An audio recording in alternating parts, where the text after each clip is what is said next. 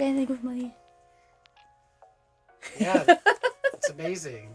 We have like $100,000 in there, I think. Here, buy me the land. All right, done. Actually, I remember there was a story where my parents were, I think, talking about money, and I was like maybe 3 years old. And they're like, we don't have enough money. I was like, wait, don't worry. And I took like a nickel and I rubbed the pencil on the paper, and so you get the pattern. I'm like, see, there's money. That's cute. And they're like, no, it doesn't work like that. But like, why can't it work like that? Why can't I just print my own money? We can, eventually, one day. That's our goal. Put that out. You can print your own money. It's fine. With a panda face. As long as it has collective agreement. Anyway, that's a whole other subject. So, we would like to talk about steps from turning individual finance to collective finance. So, a little bit of a background or backstory with that is, in the real world, we need a name for the real world, the Matrix. I call it the Matrix. I don't know. I'm gonna come up with some like funny name, like SimCity. Oh yeah, SimCity is. And in the SimCity world, the government or the leader, whoever it is, the aliens want us to stay in the individual finance because that's limiting. Yeah, you're not joining forces and harnessing the power of like, bringing your collective energy together. So it's kind of like I said, like that example. If I only have $20. And the Empress doesn't like to eat things over and over again, but I can only afford, a dish or two that I have to cook a big batch of and eat the rest of the week, But then, it's just like, if you have $20 and I have $20 individually, we have the purchasing power of $20. But if we join forces, we have the purchasing power of $40, right? It's as simple as that. And you look at all the most wealthiest people in the world, it's typically because they've got a family behind them. They've secured financial wealth over like an extended legacy of multiple generations. And we're kind of, I guess, starting from scratch again, because I don't know about your families out there, but there's no like super rich uncle in my family and who's gonna die and give me a piece of their wealth. Like, that's not a thing. We're praying for it. We're manifesting it. Okay. Is there an uncle out there? Do I have an uncle out there? Please comment below and find me. Yeah, because we could use the money. No, we don't want the money. No, but it's but even if we're starting from zero, we can still grow, because all of the most wealthy people started somewhere as well. Yeah, exactly. So they grew their wealth by sticking together and spending their money collectively. So that's our movement from being individual to being the collective and having more power that way. So I think these are the steps that will get us there, okay? Number 1, and which is, I think, is the most difficult for most people, is financial transparency. So what I mean by financial transparency is just honestly looking at your bank. How many people, including me, is scared to look at my bank statement and said, shit, I spent that much on this and this and this and this. Like, we're not even talking about laying it on the table for the whole world to see. That's just for your own eyes, and you don't even want to see it. I don't even want to see it. How many people just I think like COVID has trained us to be like, take the card and go beep, Well, it's not just that. It's ever since the card and the tap, it's really disconnected us, because even my grandma was saying, like, when you got paid, you would go to the bank, you get your cash, and then she said in order to budget, she would just kind of have separate envelopes for, okay, this is to rent, this is to groceries, and it was easier to budget. Now it's just you hit the card and you don't think about the consequences so much. And yeah, that transparency is key, because I know I've been there. There was a time where I was just always afraid to look at the bank statement, because it's like you already kind of know you overspent and you just don't want to face it. Exactly. So it really comes back to being honest with yourself. Yeah. So honesty. Let's put honesty in there. Yeah. And also like, so when financial transparency to yourself, and then also be open to put it on the table for other people to see. Well, yeah, in order to be Right. part of the collective, you're going to have to be transparent with the other members of your collective group so that you can trust each other. Like, that transparency is what's going to build the trust as you pool your resources together. I don't think you should, or I wouldn't want to get into any deal with someone that wasn't able to be transparent with their money, because then I'm just wondering, like, what are you hiding, right? So we want to be honest with ourselves, and I think actually probably the next one we can do from financial transparency is Debt. getting out of debt. And what does that require? That requires humility. A lot of people, in order to be transparent also requires humility, but the humility to say, like, maybe my finances could be better. I'm currently in debt now. Could I be budgeting better? Could I improve my finances? And having the humility to say, maybe I can. Maybe the group can actually maybe help me elevate my finances out of being in the hole to being in the positive with your finances. Yeah, and I think that's one of the projects we definitely want to do with Trust Panda is to help people out of debt, right? Maybe, and for example, just my example too, how you help me out of debt.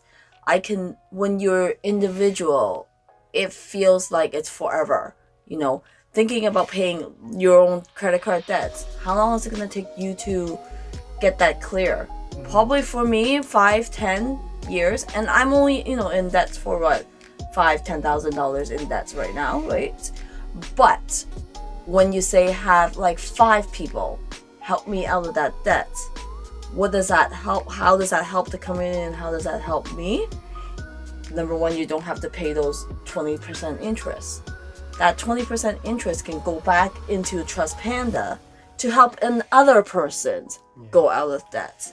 Yeah, so rather than you paying interest to the banks and they're collecting all that hard-earned money, like, it's not just like get out of debt and you don't have to worry about it. No, you're going to pay back that money, but you're paying it back to the collective, but now you're paying the interest into the collective that you would have normally paid to the bank, and now you're benefiting your community that way. And then it's not only the money part aspect too, right? It's also the emotional psychological part. What got me into that at that place? With my own example is Uber Eats addiction. Why is there an Uber Eats addiction? Because I feel like food is love. Whenever I want love and I can't get it, I go to my addiction, which is food, and be like, okay, this will comfort me. And it just goes down a spiral over and over and over again, And so when it's more than just, okay, here's money, get out of debt.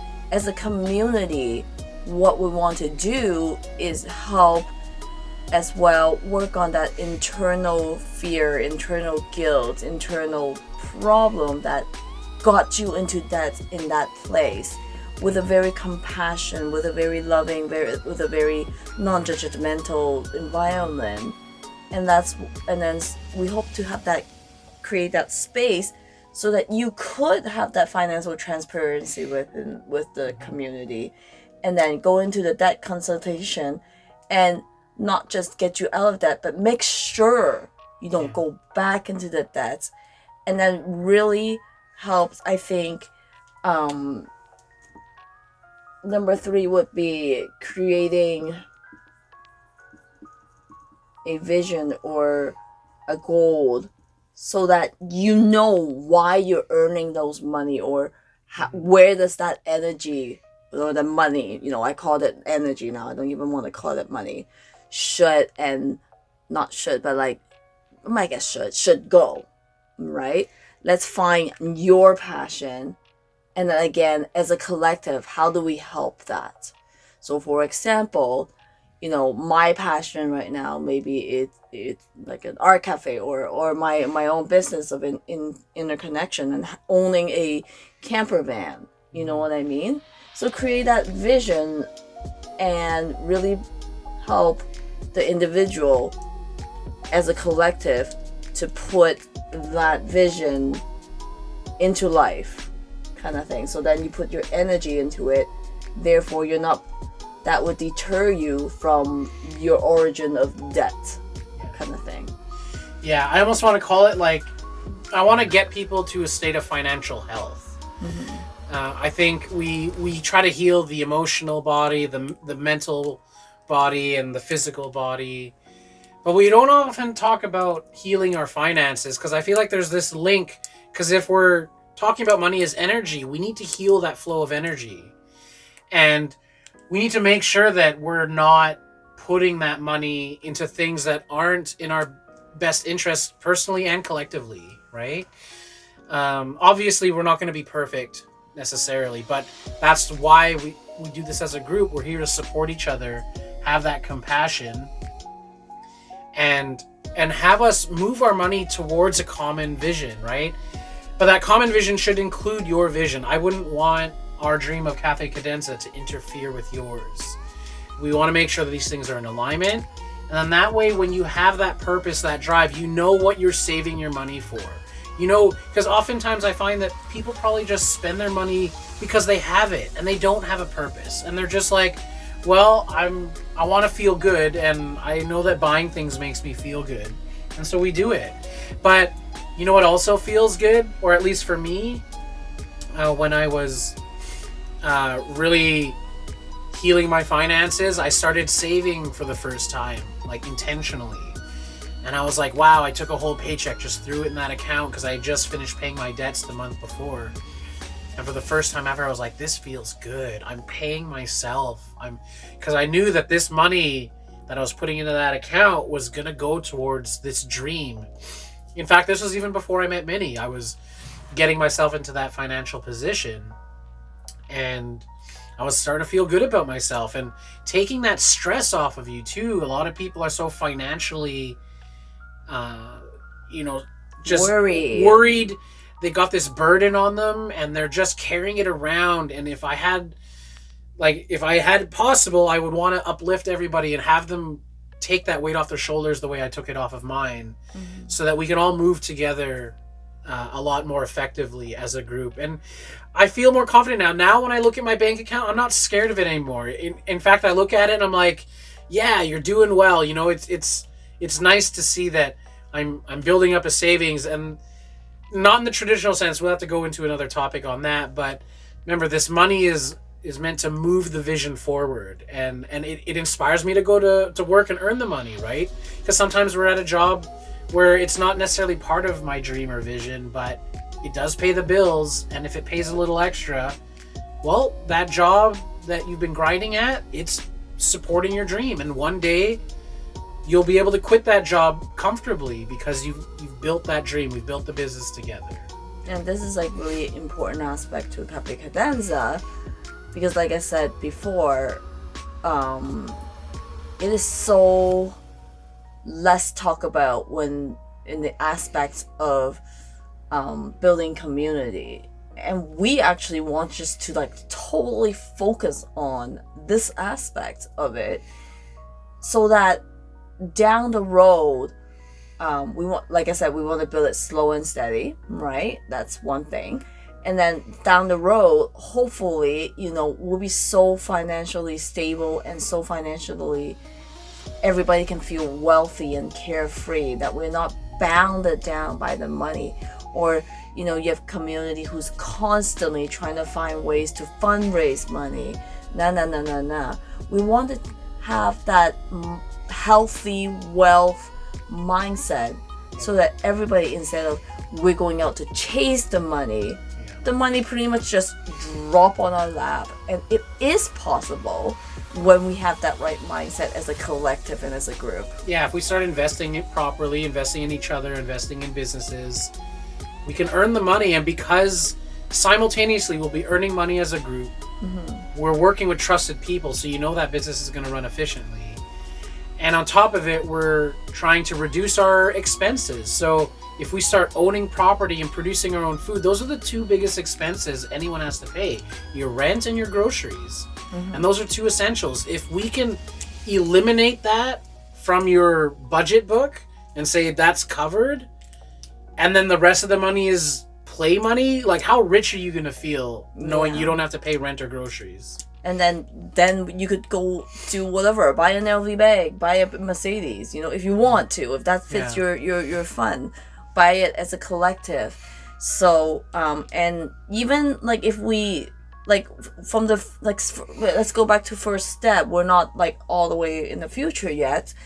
Even like I said, like co-housing together, we're already doing that collective economics that can help save even a little bit of take it a little bit off everybody's burden, and that little bit as time goes on goes a long way.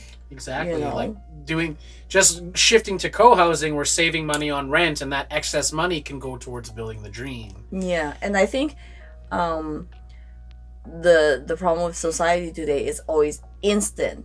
I want like that. Why do so many people buy lottery? Because I want that instant gratification of having a bunch of money, but with a stable, sustainable economy. It's not like, boom, a rich uncle give you that money. Yeah. It's more of like it's small, accumulative, and I think the reason why I'm doing that is because I still is impatient about small collective, little bit and a little bit, something that I need to learn.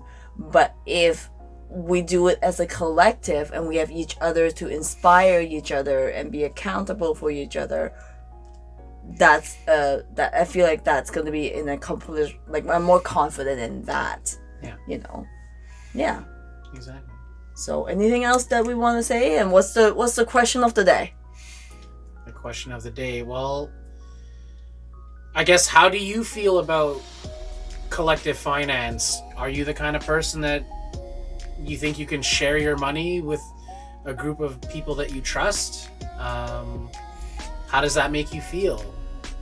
It's not something that's common. It's not. I don't think it's ever really talked about openly. I know that some families treat their finances collectively, but even some family has problem treating or it problems with it. Yeah, like what, right? Or maybe you're in that situation. You've experienced problems, but that's why for us, it's that we build trust first. Trust is first, then we get into the economics. Because once you have that trust, the economics flows a lot more easier. Yeah, or like maybe just like what is preventing you from having that financial transparency? What is that fear? Yeah. How can we or somebody helps you with that fear? Or can we help you with that fear? Yeah, it's definitely something we need to overcome. We can't move into this new community we're trying to build with fear. Like, it has to be from, this is something we want, this is something we love, this is something we cherish, and we're not afraid to be vulnerable with people we trust. Right? And that's it, creating that space so that we can start making decisions out of love and not fear. And then have that inspiration and like walk together to explore the journey of life together. Exactly. So let's hear those comments, and we'll see you next time. See ya.